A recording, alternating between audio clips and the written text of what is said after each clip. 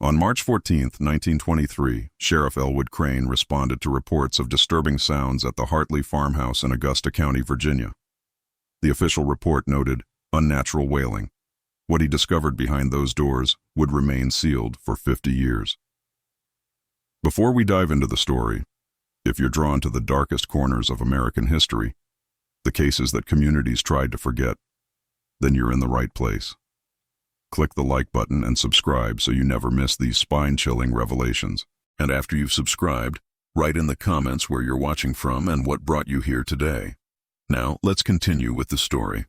The Hartley property sat 3 miles outside Churchville, accessible only by a rutted dirt road that became impassable during winter rains. Neighbors described it as a place where time had stopped, where the same 3 figures could be seen working the tobacco fields in identical formations, moving with such synchronization that witnesses reported feeling unsettled watching them.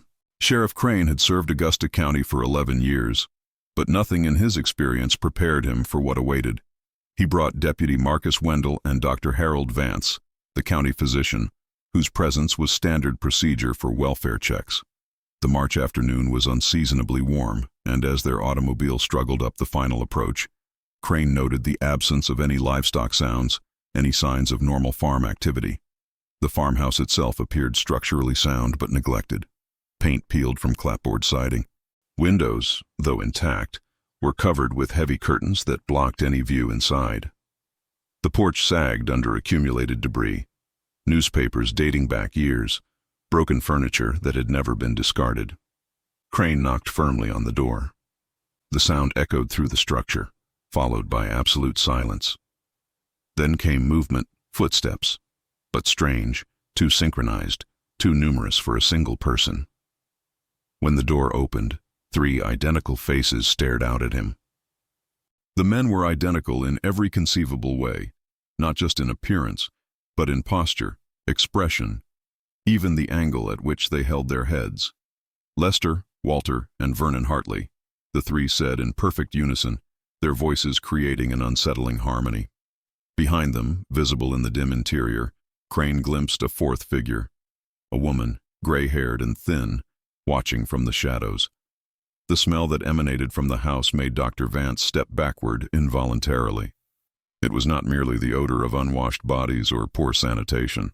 It carried something else, something that suggested profound wrongness. "We need to come inside," Crane said, his hand instinctively moving toward his service revolver. The brothers looked at each other, a silent communication passing between them, then stepped aside with identical movements. What Sheriff Crane documented in his initial report used careful clinical language, words like unsanitary conditions and require intervention. But the notes he kept privately, discovered decades later in his grandson's attic, told a different story. They spoke of horror beyond his vocabulary, of a family arrangement that defied his understanding of human nature. The county health officer, summoned that same evening, would later write to a colleague in Richmond. His letter, preserved in the Virginia Historical Society, described what he found as beyond comprehension, a violation of every natural law. But in 1923 in rural Virginia, there were truths too disturbing to speak aloud, realities that communities chose to bury rather than confront. The investigation into the Hartley family required understanding how such an arrangement could develop unnoticed. Sheriff Crane dispatched Deputy Wendell to the county clerk's office, where birth records told the beginning of the story. The triplets entered the world during a blizzard on January 7, 1894. The attending midwife, Sarah Drummond, noted in her personal journal that Naomi Hartley's labor lasted 31 hours. Edmund Hartley, the father, had to ride through waist-deep snow to fetch help. By the time they returned, Naomi had delivered 2 of the boys herself. Mrs. Drummond's journal entry, preserved by her descendants, described Edmund as overcome with terror at the sight of identical sons, believing them touched by something unnatural. Edmund farmed tobacco on 60 acres inherited from his father. Tax records show modest but steady income. The family attended Hebron Baptist Church irregularly. The pastor's logs mentioned the Hartleys only twice before 1901, both times noting Edmund's request for prayers regarding his wife's melancholic disposition. The boys were 7 when everything changed.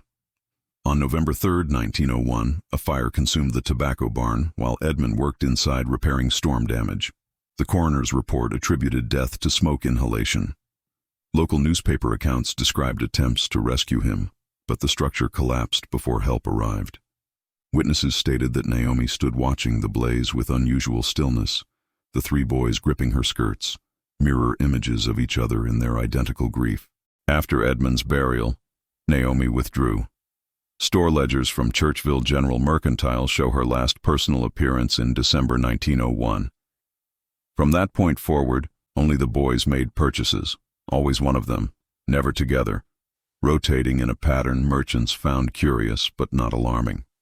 Census records from 1910 list the household occupants correctly, but note children educated at home by mother. The truancy officer visited twice. His reports, filed with the county superintendent, indicate Naomi demonstrated adequate teaching materials and the boys could read and write proficiently. The officer noted their peculiar habit of finishing each other is sentences, but found no legal grounds for intervention. Neighbors interviewed after the 1923 discovery provided fragmentary memories. Ezra Caldwell, who farmed adjacent property, recalled seeing the three boys always dressed identically, working tobacco rows in perfect synchronization. They moved like one creature with three bodies, he told investigators, never spoke unless spoken to first. When they did talk, their voices blended together in a way that made your skin crawl. Margaret Finch, the schoolteacher in Churchville, kept detailed diaries throughout her 40-year career. Her entry from May 1902 expressed concern about the Hartley boys' absence from school. She attempted a home visit but found Naomi unwilling to engage. "The woman has retreated into herself," Miss Finch wrote. "Those boys are being raised in a tomb of grief." Church attendance records show the family stopped coming to services entirely after 1903. Reverend Samuel Kemp made pastoral visits in 1904 and 1907, but his notes indicate Naomi refused entry both times, speaking through a cracked door. The isolation deepened year by year. By 1915, when the triplets reached adulthood, they existed as ghosts in the community. People knew the Hartley farm endured, knew someone maintained the tobacco crop, but the family itself became more legend than reality. What no one understood was how isolation had allowed Naomi to reshape reality itself within those walls, to build a world where her grief and need had twisted natural bonds into something monstrous. The seeds of what Sheriff Crane discovered in 1923 were planted in 1894, watered by Edmund's death, and cultivated in absolute seclusion for 22 years. Sheriff Crane's official report to the county commissioners used language so carefully sanitized it bordered on meaningless. Conditions requiring immediate intervention and violations of moral standards told the public nothing. The truth remained locked in private correspondence that wouldn't surface for 60 years. Dr. Harold Vance conducted the medical examinations 3 days after the initial discovery. His letter to Dr. Theodore Ashworth, a psychiatrist colleague in Richmond, broke professional detachment entirely. "I have practiced medicine for 23 years, Vance wrote. "I believed myself prepared for any depravity rural isolation might produce. I was wrong." The arrangement within the Hartley household followed a rotation system of disturbing precision. A handwritten schedule discovered tacked to the kitchen wall, divided each week into equal segments. Lester took Sunday through Tuesday. Walter claimed Wednesday and Thursday. Vernon occupied Friday and Saturday. The schedule governed everything: sleeping arrangements, meals, even conversation. The brothers adhered to it with religious devotion. Naomi, when questioned by Dr. Vance, showed no comprehension that anything was irregular. Her mind had fractured years earlier, though whether before or after establishing this structure remained unclear. She spoke of sacred duty and keeping the family whole. She referenced biblical passages twisted beyond recognition, claiming divine instruction for her son's arrangement. The brothers themselves proved even more disturbing in their complete normality about the situation. Separated for individual interviews, each provided identical accounts without shame or hesitation. Lester explained the rotation with mechanical precision, describing how their mother instituted the system when they turned 16. "Father left us," he stated flatly. Mother needed us to become men, all three of us. It was our obligation. Walter's testimony contained the same matter-of-fact tone. He described their daily life as if discussing crop rotation or livestock management. The schedule prevented jealousy, he explained. Everything equal, everything fair. When the county attorney asked if he understood why others might find this arrangement disturbing, Walter appeared genuinely confused by the question. Vernon provided the only glimpse into dissent. At 16, he had questioned their mother about the arrangement. I thought about leaving, he admitted, going to Richmond, finding work. But Naomi convinced him that abandoning his brothers would destroy them, that his absence would unbalance everything. The guilt had been overwhelming. He never raised the question again. Dr. Vance's examination of Naomi revealed physical deterioration consistent with her age, but her mental state defied easy categorization. She displayed lucid moments where she discussed household management rationally, then slipped into rambling monologues about duty and sacrifice. She had constructed an elaborate theological justification, drawing from scripture, funeral sermons for Edmund, and her own desperate need for control. The house itself bore witness to the arrangement's rigid structure. 3 separate sleeping areas had been established in different rooms, each meticulously maintained.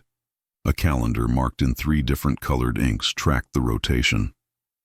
Naomi's room contained tokens from each son, gifts presented during their designated times, arranged in perfect symmetry. Commonwealth attorney Benjamin Rohrer faced an unprecedented legal challenge. Virginia law in 1923 lacked specific statutes addressing this situation. Existing morality laws assumed certain arrangements occurred outside family structures. The case required proving criminal behavior within a context where traditional definitions failed. More troubling still was the question of consent. The brothers were adults capable of leaving. They stayed voluntarily, believing their arrangement natural and necessary. Naomi's mental deterioration complicated prosecution further. Was she architect of this horror or its victim, broken by grief into creating a twisted replacement for her lost husband? The evidence gathered painted a picture of gradual corruption. Isolation, allowing grief and need to ferment into something unthinkable. What began in Naomi's shattered mind after Edmund's death had grown year by year into a household where reality itself had been rewritten. The question haunting Sheriff Crane's investigation was simple yet damning. How had this continued unnoticed for so long? The answer, preserved in church records and town meeting minutes, revealed a community that had chosen willful blindness over uncomfortable intervention. Reverend Samuel Kemp's pastoral journal contained entries spanning 1903 through 1921. His attempted visit in May of 1921 proved particularly illuminating. I approached the Hartley residence with intention to offer spiritual guidance, he wrote. Was met at the property line by one of the triplets, could not discern which. He spoke with disturbing calmness, stating, "Mother receives no visitors." His eyes held something I cannot name, something that made me retreat without pressing further. The Reverend's final entry about the Hartleys, dated June 19, 1921, contained a single line. Some doors are best left closed. Churchville's business district consisted of 7 establishments. The General Mercantile kept meticulous ledgers, and these records told their own story. Beginning in December 1901, purchases appeared monthly under the Hartley name. Always the same items: flour, salt, lamp oil, fabric for clothing. Always paid in cash, always purchased by a single triplet who never engaged in conversation beyond necessary transaction. Store owner Raymond Guthrie recorded his observations in margins of the ledger. The Hartley boy, whichever one, moves like clockwork. No pleasantries, no weather talk. Places items on counter, pays exact amount, leaves. Have never seen 2 of them together in town. A later notation from 1917 read, "Curious that 3 grown men need identical shirts, identical trousers, all same size, always in 3s. Town council meetings from 1905 through 1922 never mentioned the Hartley family directly, but oblique references appeared. A discussion about truancy laws in 1908 included a councilman's comment about isolated families educating children at home beyond our oversight. The motion to strengthen enforcement failed. Deputy Wendell's interviews with longtime residents uncovered a pattern of deliberate ignorance. Farmers whose land bordered the Hartley property described seeing the triplets working tobacco fields but never approaching to speak. Something about them discouraged neighborliness. Ezra Caldwell admitted, "They wanted no contact, and we obliged them." Martha Yancey, who operated Churchville's post office, revealed that mail delivery to the Hartley farm ceased in 1906 when the postal carrier reported feeling threatened, though no threats were spoken. The family never complained about the suspension. Most damning were the rumors. They had circulated for years, whispered conversations at church socials, speculation among women at quilting circles.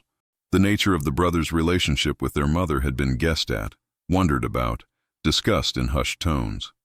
Yet no one acted. Dr. Vance discovered this during his interviews. "You suspected?" he asked Martha Yancey directly. Her response captured the community's collective failure. "We wondered. But what were we to do? March onto their property uninvited? Accuse a grieving widow based on suspicion? The Hartleys kept to themselves. They weren't bothering anyone." Margaret Finch's diary contained the most honest assessment. In an entry from September 1920, she wrote, "I think we all knew something was deeply wrong at that farm. We chose comfort over courage. We told ourselves it wasn't our business. Now I wonder if our silence made us complicit in whatever darkness grew there." The tobacco cooperative records showed the Hartley farm maintained steady production through all those years. Crops were delivered, payments collected. The farm functioned normally by all economic measures, and this surface normality provided cover for the corruption beneath. Sheriff Crane compiled these findings into a supplemental report that never reached public record. His conclusion was stark. The community had traded moral responsibility for peace of mind, allowing isolation to shield horrors they suspected but refused to confront. Rural Virginia in the early 20th century valued privacy above intervention, quietness above scandal. The Hartleys had weaponized these values perfectly. Sheriff Crane's expanded investigation revealed layers of psychological manipulation that made the case more disturbing than any physical evidence could convey. His handwritten notes, discovered in 1978 when his grandson donated them to the Augusta County Historical Society, documented what he termed the systematic destruction of 3 human souls. Dr. Vance conducted extensive interviews with each brother separately, seeking to understand how grown men could accept such an arrangement as normal. The sessions, held over 2 weeks in late March, exposed conditioning that had begun in childhood and intensified after their 16th birthday. Lester's account provided the framework. After their father's death, Naomi had stopped sleeping. The boys would find her wandering the house at night, weeping. She spoke constantly of Edmund, how she needed him, how incomplete she felt. When the triplets turned 16, she gathered them together and explained that they must become men now, must fulfill the role Edmund left vacant. "She said we were 3 parts of father," Lester explained, "that together we could be what she needed, that God sent us as triplets for this purpose." The brothers had accepted this reasoning without question. They knew no other perspective. Naomi controlled all information entering the household, all understanding of the outside world. She read them selected Bible passages about duty and sacrifice, about honoring one's mother. She created a theological framework where their arrangement became divine mandate. Walter described the rotation system's origin. Naomi had instituted it to prevent jealousy. She claimed each brother would have equal time, equal responsibility. The schedule wasn't constraint but fairness, ensuring none felt favored or neglected. "She made it seem like we were protecting each other," Walter said, "like the schedule kept us unified." Vernon's testimony revealed the punishment for resistance. When he had questioned the arrangement at 16, Naomi had collapsed, clutching her chest, claiming his rejection was killing her. She had wept for 3 days, refusing food, stating she wanted to die if her sons found her unworthy. The other brothers had begged Vernon to relent. The guilt had been unbearable. Dr. Vance's analysis, shared with Sheriff Crane, identified textbook manipulation tactics. Naomi had isolated the boys completely, ensuring they developed no external relationships that might challenge her narrative. She had bound them through guilt, making her well-being contingent on their compliance. She had normalized the abnormal through repetition and religious justification. The physical evidence supported this psychological architecture. Naomi's room contained journals dating back to 1902, filled with rambling entries about destiny and divine purpose. She had convinced herself through years of isolation and grief that her arrangement was not only acceptable, but ordained. The journals showed her mental deterioration alongside her growing conviction.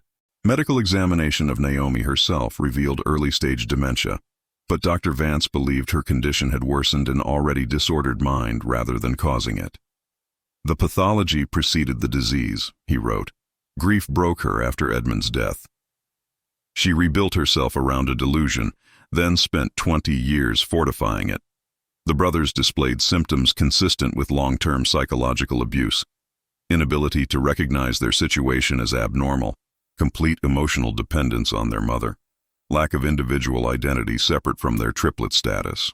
They had been shaped year by year into extensions of Naomi's needs rather than autonomous individuals. What made the case particularly tragic was the brothers' intelligence. They were not mentally deficient.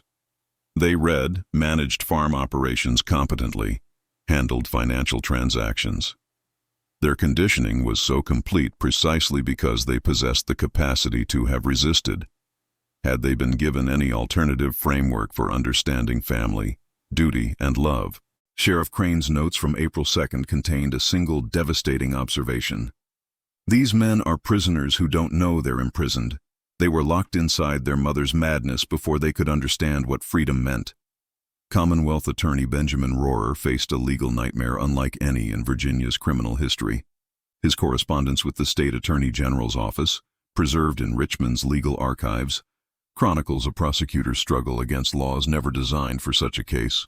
Virginia's morality statutes in 1923 addressed fornication, adultery, and sodomy, but these laws assumed unrelated parties. Incest statutes covered parent-child relations, but were written with the assumption of force or coercion against minors. The Hartley brothers were adults who participated willingly, who defended the arrangement when questioned. Rohrer's letter to Attorney General John Saunders, dated March 28th, laid out his dilemma. How do we prosecute consent given under conditions that make true consent impossible? The brothers believe they act freely, yet their entire understanding of morality was shaped by the woman we seek to charge. They are both victims and perpetrators, neither fully culpable nor entirely innocent. The state's response offered little guidance. Existing precedent dealt with clear-cut cases: forced relations, relations with minors, relations obtained through obvious deception. The Hartley situation fit none of these categories cleanly. Saunders suggested pursuing charges under general morality provisions, acknowledging the legal foundation was uncertain.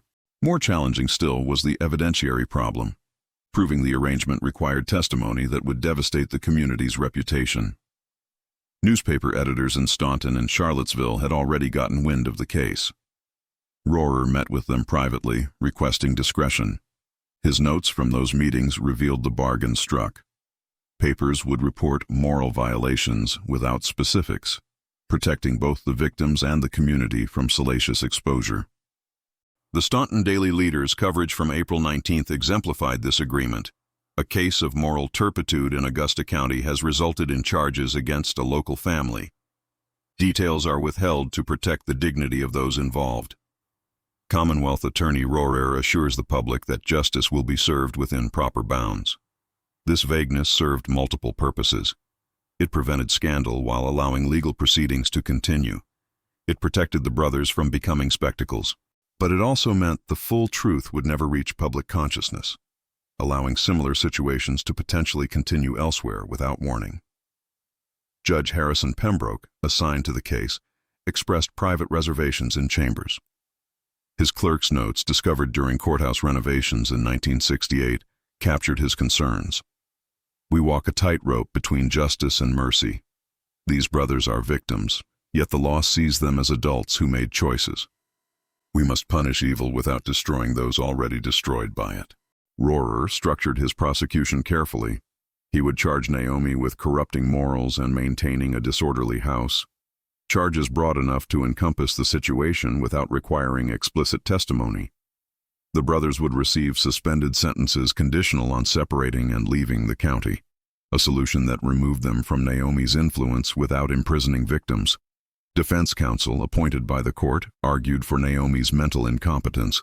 Her deteriorated state was obvious to anyone who observed her. She rambled in court about divine purposes, about Edmund's ghost guiding her, about her son's sacred duty. The spectacle convinced observers that whatever evil had occurred, its architect was now beyond rational judgment. The legal maneuvering consumed 6 weeks behind closed doors. Attorneys negotiated outcomes that satisfied justice's appearance while avoiding trials that would require detailed testimony. Rural Virginia in 1923 valued reputation above revelation. The community wanted the Hartleys dealt with and forgotten, not examined and exposed. Rohrer's final report to the county commissioners, filed in early May, contained calculated understatement. The matter has been resolved in a manner protecting public morals while respecting the dignity of all involved. Further details served no constructive purpose. The truth would remain sealed for half a century, locked away where it couldn't disturb the community's carefully maintained peace. The trial transcripts, sealed by court order until 1973, contained testimony so disturbing that even legal professionals struggled to maintain composure. What made the brothers' words truly chilling was not graphic detail, but rather their complete absence of shame or recognition that anything was wrong. The proceedings took place over 3 days in early June. Judge Pembroke cleared the courtroom of all spectators except necessary court personnel. A stenographer, Miss Eleanor Pritchett, recorded every word. Her personal diary, donated to the Virginia Historical Society after her death, described the experience as listening to men describe hell as if it were paradise. Lester testified first. Commonwealth Attorney Rohrer approached questioning carefully, establishing basic facts without forcing explicit descriptions. "Please explain the household arrangement," he instructed. Lester's response came without hesitation, his voice steady and matter-of-fact. "Mother established a schedule after we turned 16. Sunday through Tuesday belonged to me, Wednesday and Thursday to Walter, Friday and Saturday to Vernon. This prevented jealousy and ensured equality among us." "And what did this schedule govern?" Rohrer asked. "Everything: meals, conversation, sleeping arrangements. Whoever's time it was would stay with Mother while the others tended farm work or slept in separate rooms. It was the only fair way." Judge Pembroke interjected, "Did you never question this arrangement?" Lester looked genuinely confused by the question. "Why would I? Mother explained it was our duty. Father had died. She needed us to become men. We were 3 parts of what Father had been. Together, we could fulfill her needs and keep the family whole." Walter's testimony echoed his brother's with unsettling precision. He described the rotation system with the same mechanical tone, using nearly identical phrasing. When asked if he understood why others might find the arrangement disturbing, Walter paused, then answered, "People outside don't understand duty. They don't understand what it means to put family first. Mother taught us that sacrifice is love's truest form." The most revealing testimony came from Vernon. Rohrer, sensing the youngest Triplet harbored some buried doubt, pressed harder. "You mentioned once questioning the arrangement. Tell the court about that." Vernon's composure cracked slightly. "I was 16, just beginning my time on the schedule. I felt wrong about it, though I couldn't explain why. I told Mother I was thinking about leaving, finding work in Richmond. What happened? She collapsed, grabbed her chest, said I was killing her. She cried for 3 days straight, wouldn't eat, kept saying she wanted to die if we found her so repulsive. Lester and Walter begged me to apologize, to promise I'd stay. They said I was destroying the family, that my selfishness would leave Mother alone and helpless. So you relented?" "I did. The guilt was unbearable. I realized then that leaving would be the cruelest thing I could do. Mother had already lost Father. Losing us would finish her." Rohrer leaned forward. Vernon, do you understand now that what occurred in that house was not normal? Vernon met his gaze directly. I understand that you believe it was wrong, but we kept Mother from complete despair. We gave her reason to live. Isn't that what sons are supposed to do? The courtroom sat in stunned silence. These were not defiant criminals or broken victims, but something more disturbing. Men so thoroughly conditioned they had internalized their abuse as virtue. Dr. Vance, called as expert witness, provided clinical context. What we observe in these men is complete moral recalibration. Their mother didn't merely abuse them. She rebuilt their entire ethical framework, replacing conventional morality with a system where serving her needs became the highest good. They genuinely believed they acted lovingly. Judge Pembroke's final question to the brothers revealed his own struggle. If given the choice now, knowing how others view your situation, would you choose differently? All three brothers answered in unison. No. That single word contained more horror than any explicit testimony could have conveyed. Naomi Hartley was transferred to Western State Hospital in Staunton on June 15, 1923. The psychiatric evaluation conducted there provided the final pieces of understanding about how one woman's broken mind had created such profound damage. Dr. Frances Pembroke, one of Virginia's few female psychiatrists, took charge of Naomi's assessment. Her report, archived at the hospital until its closure, documented a mind caught between calculation and delusion, where grief had fermented into something far darker. The initial examination found Naomi lucid in some areas, completely detached in others. She could recall precise details about household management, farm finances, the boys' childhood illnesses. But when questioned about the arrangement with her sons, she slipped into rambling theological justifications that made little coherent sense. God took Edmund from me, she told Dr. Pembroke during their first session. But God is just. He wouldn't leave me alone. He gave me 3 sons for a reason, 3 parts of one whole. They were Edmund's gift to me, meant to fill the void he left. Dr. Pembroke pressed further. Did you understand that what you asked of your sons was inappropriate? Naomi's response revealed the depth of her self-deception. Inappropriate, I saved them. Without me, they would have scattered, lived empty lives alone. I kept them together. I gave them purpose. They love me, Doctor. They chose to stay. The journals seized from her room told a more complex story. Early entries from 1902 showed a woman drowning in grief, writing desperate prayers for relief. By 1905, the entries shifted. She began interpreting the triplets' identical appearance as divine sign, writing, 3 faces of one soul. Edmund divided and returned to me. The transformation accelerated after 1908. Entries became more grandiose, claiming she received direct instruction from God about her son's purpose. She copied Bible verses about Ruth's devotion, Abraham's sacrifice, twisted their meanings to support her emerging worldview. Dr. Pembroke's diagnosis noted early-stage dementia, but concluded the psychiatric disturbance predated any organic brain disease.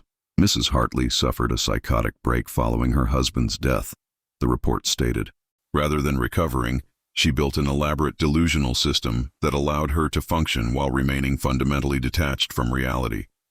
The dementia merely accelerated an existing pathology. Physical examination revealed malnutrition and signs of self-neglect. Naomi had focused entirely on maintaining control over her sons while allowing herself to deteriorate. She weighed barely 90 pounds. Her teeth were rotting. She bore marks consistent with chronic stress. During her second week at Western State, Naomi experienced a moment of clarity that haunted Dr. Pembroke for years. Without prompting, Naomi suddenly asked, "What have I done to my boys?" Dr. Pembroke seized the opening. "You subjected them to an arrangement no mother should impose. You used their love against them." Naomi stared at her hands for a long moment. "I was so alone.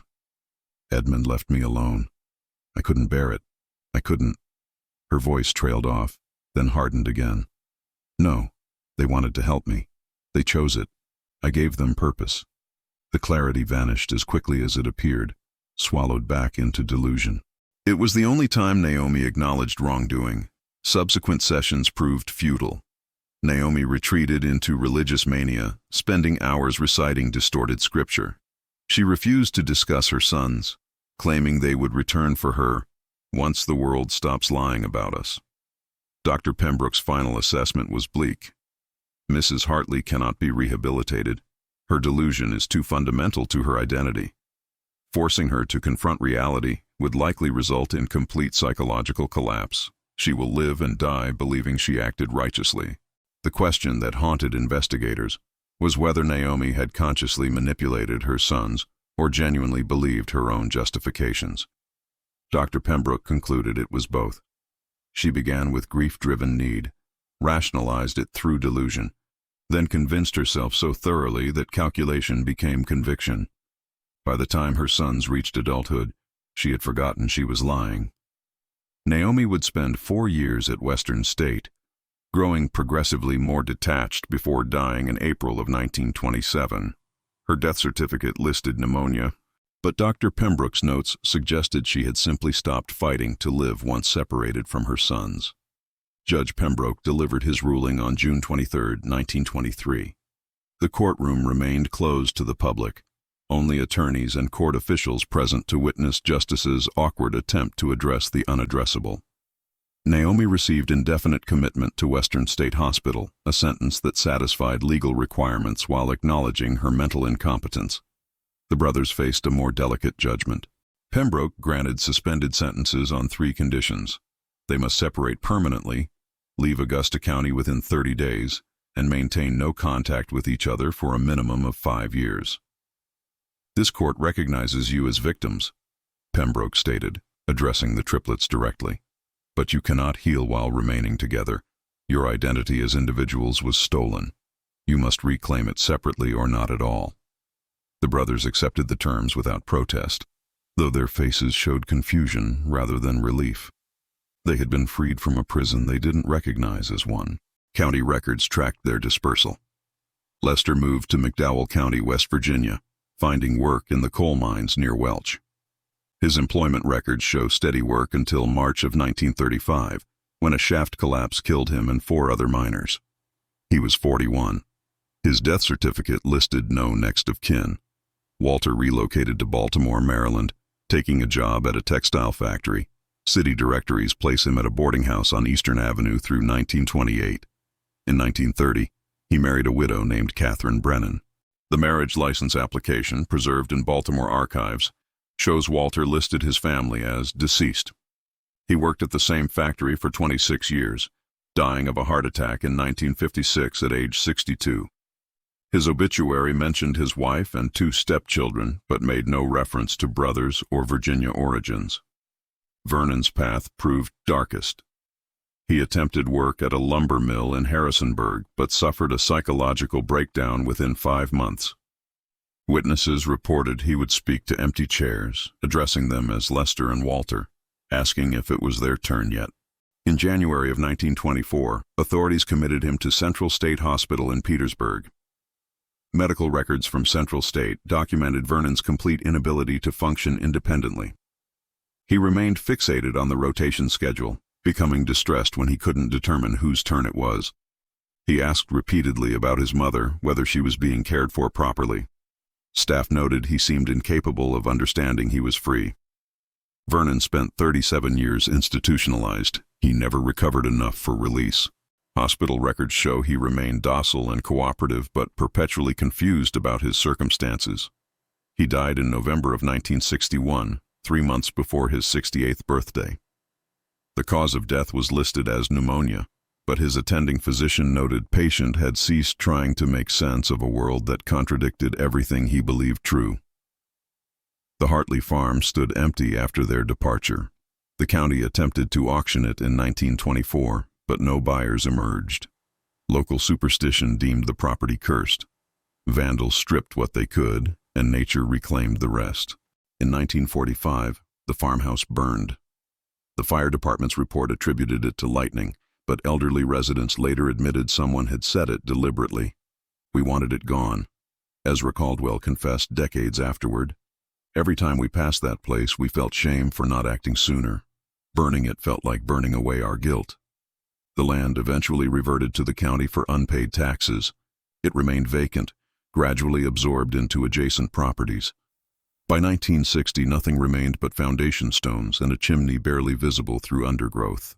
Of the three brothers, only Walter achieved anything resembling normal life, and even he had done so by erasing his past entirely. Lester died in darkness underground. Vernon died in an institution, his mind never escaping the farmhouse that had imprisoned it. Their mother's manipulation had destroyed them so thoroughly that separation, intended as salvation, became simply another form of suffering. For 50 years, the Hartley case existed only as rumor and sealed documents. The community that had witnessed its resolution chose collective amnesia, protecting itself from uncomfortable truths about what silence had allowed. Dr. Ellen Pritchard stumbled upon the case accidentally in 1973, a historian researching rural Virginia court records during the early 20th century. She was examining files in Augusta County's courthouse basement when she discovered a sealed box marked Hartley vs. Commonwealth, 1923. The seal had been mandated by Judge Pembroke's order not to be opened for 50 years. That period had just expired. Pritchard obtained permission from the county clerk and broke the seal on a September afternoon, expecting routine legal proceedings. What she found left her shaken. Trial transcripts, psychiatric evaluations, Sheriff Crane's suppressed reports, Dr. Vance's correspondence, all documenting a case that contradicted everything she thought she knew about rural communities and family structures.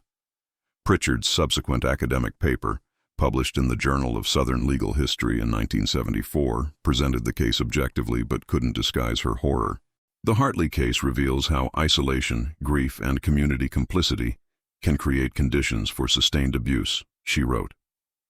More disturbing still is how thoroughly the truth was buried, not by accident, but by deliberate choice. The publication sparked debate within academic circles. Sociologists examined how communities protect themselves through selective blindness. Legal scholars discussed the inadequacy of 1920 statutes for addressing psychological manipulation. Psychologists studied the transcripts as examples of extreme conditioning. But outside academic journals, the case remained largely unknown. Local newspapers declined to revisit the story. Augusta County residents who remembered the original events had no desire to discuss it. The Hartley name had been successfully erased from collective memory. Pritchard attempted to locate surviving family members. Walter had died in 1956, his widow in 1968. His stepchildren knew nothing of his Virginia origins. Vernon's institutional records provided no connections to living relatives. Lester had died without family. The bloodline had ended, taking its secrets to scattered graves. The farmland itself bore no marker. Pritchard visited the site in 1974, finding only overgrown fields and scattered foundation stones. Neighbors she interviewed refused to specify which property had belonged to the Hartleys, as if naming it might resurrect what they had worked so hard to forget. In 1992, the Augusta County Historical Society erected a small marker on Route 11 near where the farm road once branched off. It read simply, Former Hartley Property, 1880 through 1923. No mention of what occurred there, no explanation of its significance, just an acknowledgement that something had existed and was now gone. The case raises questions that transcend its specific horror. How many similar situations remained hidden in isolated communities? How often did collective silence enable abuse? What responsibility do communities bear for evils they suspect but refuse to confront? Pritchard concluded her paper with an observation that haunts everyone who encounters this case. The Hartley brothers were destroyed not once but twice, first by their mother's manipulation, then by a legal system that separated them without providing tools to build new identities. We failed them completely, from beginning to end. The story of the Hartley triplets remains one of Virginia's darkest chapters, a reminder that the worst horrors often occur not in darkness, but in plain sight, sustained by communities that choose comfort over courage. If this story disturbed you as much as it should, if it made you question how silence enables suffering, then we've done our job uncovering these buried truths. These cases matter because they show us the consequences of looking away. Click the like button to help this story reach others who need to understand how complicity works. Subscribe because history's most important lessons are the ones we'd rather forget. Share this video with someone who believes small communities are always innocent, who thinks isolation protects rather than endangers. The Hartley brothers can't speak for themselves anymore. We have to speak for them.